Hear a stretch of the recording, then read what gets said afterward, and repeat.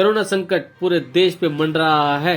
PM Modi बोले, हर जरूरतमंद को ऑक्सीजन मिले, सरकार हर स्तर पर कर रही है प्रयास। उन्होंने ये भी कहा कि लॉकडाउन अंतिम विकल्प है और टीकाकरण को लेकर भी उन्होंने कुछ फैसले लिए। अपने इस संबोधन में उन्होंने क्या कुछ कहा, आपको दिखाते हैं एक रिपोर्ट। देश में कोरोना से बिगड़ते हालात के बीच प्रधानमंत्री नरेंद्र मोदी ने मंगलवार देर शाम देश को संबोधित किया। पीएम मोदी ने देश में कोरोना से बिगड़े हालात समेत ऑक्सीजन संकट पर भी बात की। उन्होंने कहा, इस बार कोरोना संकट देश के अनेक हिस्से में ऑक्सीजन की डिमांड बहुत ज्यादा बढ़ी है। इस विषय पर तेजी से और पूरी संवेदनशीलता के साथ काम किया जा रहा है। केंद्र सरकार, राज्य सरकारें और प्राइवेट सेक्टर सभी की पूरी कोशिश है कि हर जरूरतमंद को ऑक्सीजन मिले। पीएम मोदी ने कहा कि ऑक्सीजन उत्पादन और सप्लाई को बढ़ाने के लिए कई स्तरों पर उपाय किए जा रहे हैं। उन्होंने कहा, राज्यों में नए ऑक्सीजन प्लांट्स बनाने की तैयारी तेजी से चल रही है। 1 लाख नए सिलेंडर पहुंचाने के लिए अनेक प्रयास किए जा रहे हैं। औद्योगिक इकाइयों में इस्तेमाल हो रही ऑक्सीजन का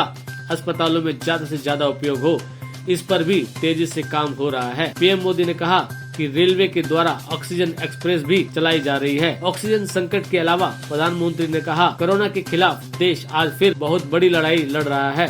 कुछ सप्ताह पहले तक स्थितियां संभली हुई थी और फिर ये कोरोना की दूसरी वेव तूफान बनकर आ गई। जो पीड़ा आपने सही है, जो पीड़ा आप सह रहे हैं, उसका मुझे एहसास है। जिन लोगों ने बीते दिनों में अपनों को खोया है, मैं सभी देशवासियों की तरफ से उनके प्रति संवेदनाएं व्यक्त करता हूँ। परिवार के एक सदस्य के रूप में मैं आपके दुख में शामिल हूँ। चुनौती बड़ी है, लेकिन हमें मिलकर और संकल्प के साथ, हौसले और तैयारी के साथ इसको पार करना है। वैक्सीन पर भी मोदी ने कहा कि हमारे वैज्ञानिकों ने दिन रात एक करके बहुत कम समय में देशवासियों के लिए वैक्सीन विकसित की है। आज दुनिया की सबसे सस्ती वैक्सीन भारत में है। भारत की कोल्ड चेन व्यवस्था के अनुकूल वैक्सीन हमारे पास है।